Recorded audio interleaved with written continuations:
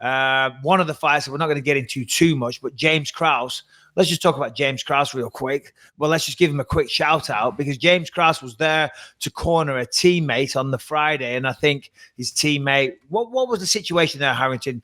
Couldn't make weight or got pulled from the card, something like that. So James Krause, on a day's notice, 24 hours, steps up, moves up from welterweight to middleweight, taking a beast of a fighter on 24 hours notice. Now, he lost the fight. He gave a good account of himself, but I just think he deserves a round of applause and a fucking good pat on the back, should I say, for doing that. I mean, a lot of people speak about, I'll fight anyone, anywhere, anytime. There's a guy that truly did that. He has my respect.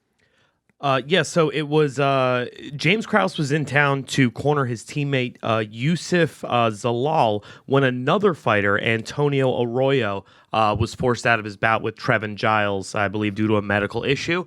He was there. He's a UFC welterweight who was on a 6-fight win streak, decided to go up, take the fight at middleweight because he could make that while eating sushi the day before. Yeah, I mean, obviously it's great. It's badass. But you've said this before, there's not much to lose there for this guy, right? He's a badass to do it on short notice.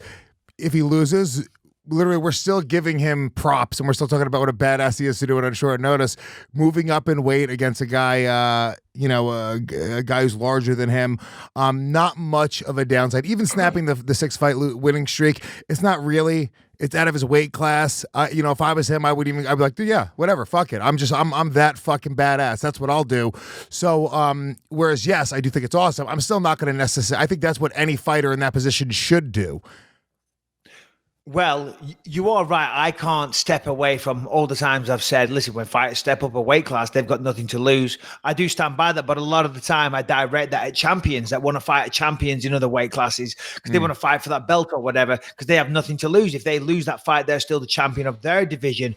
But, he took it on probably 24 hours notice. That was badass. And he gave a really good account of himself. He went out there. I thought he might gas after one round. He went the distance. And the reason I brought this up is because you mentioned the judges. And this was one of the first really bad instances of bad judging because James Krause clearly in that first round, he was pushing forward, trying to get the fight to the mat. He ate a couple of shots, and then he got him down. He got Trevin Giles down, took his back, and controlled him for the rest of the round, threatening a rear naked choke, and came on multiple occasions to nearly finishing the fight in the first round. And I think he must have had him down, controlled for about 4 minutes, roughly. And still, one judge gave that first round to Trevin Giles, which is just insane. It's absolutely insane.